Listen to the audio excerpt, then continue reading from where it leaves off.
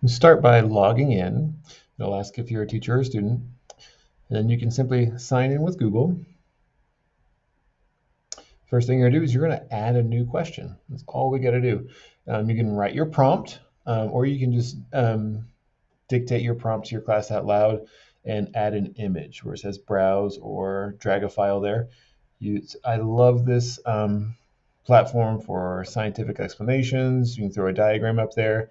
You can put a math problem and have them explain the steps or the rationale or how they might solve a math problem. Or you could just have a writing prompt.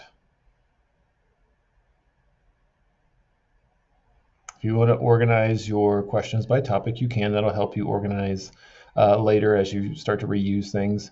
You can X out or add your own feedback criteria. Students are going to be asked to self-assess themselves at the end of the activity.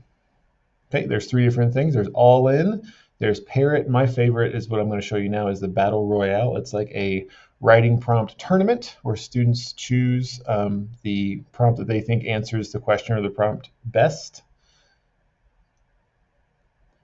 Okay, since I chose the battle royale, the big tournament, it needs up to 6 participants. Students just go to that website and use the code that's up there.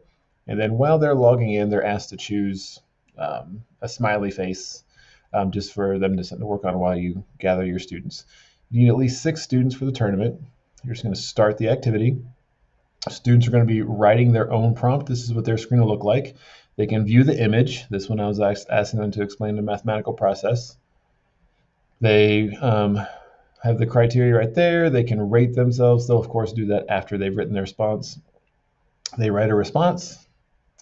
You'll want to be explicit in how you want them to answer the question, how many sentences, how many paragraphs, vice versa, because there is not a way to set that minimum of words or sentences or things like that. Okay, you'll see that they've all submitted.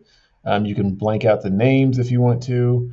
You can also click here to see what they've actually written and get a quick, if someone decided to write something inappropriate, you can just click on their name and it deletes their response and they can try again. You can begin the battle, and then what students will see is they will see 2 prompts and they vote on which one they think more fully or completely answered the question or the prompt. The first round, it depends on how many students are active in the tournament for how many times they vote in each round. And eventually you keep going down. You can see the winners of that round right there. They go down eventually till they get to the final 4 and then the champions. Okay. And during each of these rounds, you could click on that call out button and do a quick process with students like, who do you think is going to win? You know, and you can kind of lead them toward, you kind of scaffold that assessment process for them. They get to the end. There you go. Who's going to win? Here's what you see as a teacher. Kind of model that feedback for students. Then it shows how they've scored. It gives you a champion. You can see how everyone else scored too at the bottom if you want to. And then there's reflections. Students haven't answered these yet. I clicked this too soon in my demo. But what they see as students is each student, not just the winner, will be asked to write one characteristic that makes your response strong, and they'll be asked to self-assess themselves again and give what their next steps or what they can work on in the future is. Okay. Once you end the activity, you can download the responses. So you could save those. Maybe this becomes a way for you to assess proficiency. It could end up being something you put into Gradebook or Focus.